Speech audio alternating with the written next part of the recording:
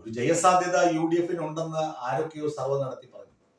കോൺഗ്രസിന് ജയസാധ്യതയുണ്ട്, അവര് ഇടതുമുന്നണിയെ മലർത്തിയടിക്കും എന്ന് മനോരമ ന്യൂസും വോട്ടറും ഒക്കെ ചേർന്ന് നടത്തുന്ന സർവേകളിൽ ആഴ്ചയ്ക്ക് ഇങ്ങനെ വന്നുകൊണ്ടിരിക്കുകയാണ് ഫലപ്രഖ്യാപനം.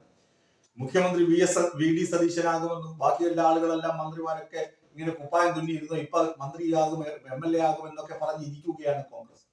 അതുകൊണ്ട് പിന്നെ പെയ്ഡ് സർവേകളിലും എല്ലാം മുൻപന്തിയിലാണ് UDF. അതുകൊണ്ട് അവർ ജയിക്കുമെന്ന ഉത്തമ ബോധ്യത്തിൽ നിന്നാണ് ഈ സീറ്റിന് വേണ്ടിയുള്ള കടുപിടി.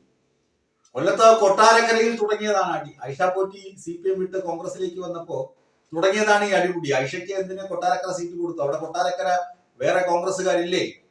അതുപോലെ PJ ജോസഫ് പറയുന്ന വേറൊരു കാര്യമുണ്ട്. ഈ ഘടകകക്ഷികൾ എന്ന് പറഞ്ഞ് നിൽക്കുന്ന പല കക്ഷികൾക്കും ജനപിന്തുണയില്ല. CK ജാനുവിന് എന്ത് ജനപിന്തുണയാണ്?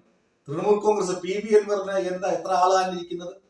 അങ്ങനെ തുടങ്ങി കുറെ ആളുകളെ മുന്നണിയിലേക്ക് എടുത്ത് അവർക്ക് ജയസാധ്യതയുള്ള സീറ്റും കൊടുത്ത് ഞങ്ങളെ പോലെ കോൺഗ്രസിന് വേണ്ടി വെള്ളം കോരി കിടക്കുന്ന അടുത്തുപറ്റി കിടക്കുന്ന ഞങ്ങൾക്ക് പിന്നെ എവിടെയാണ് മത്സരിക്കുക?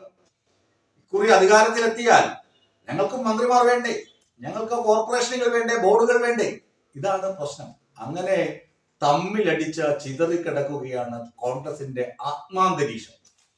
ഈ അന്തരീക്ഷം മാറാതെ കോൺഗ്രസ് ഗതി പിടിക്കുമെന്ന് തോന്നുന്നില്ല. അതിനിടെ ചില മാധ്യമങ്ങൾ പറയുന്നുണ്ട്, ഈ പുതുയുഗ യാത്ര ഇങ്ങനെ കടന്നു പോകുന്ന വഴികളിലൊക്കെ UDF നേതാക്കളുമായി VD സതീശൻ ചർച്ച നടത്തി അതെന്താണ് ഐക്യം ഊട്ടി ഉറപ്പിച്ചുകൊണ്ടിരിക്കുകയാണ് എന്നൊക്കെ പറയുന്നുണ്ട്. അതിലൊന്നും ഒരു കഥയുമില്ല. ഈ തമ്മിലടി തന്നെയാണ് എല്ലായിടത്തും നടന്നുകൊണ്ട് ഇരിക്കുന്നത്.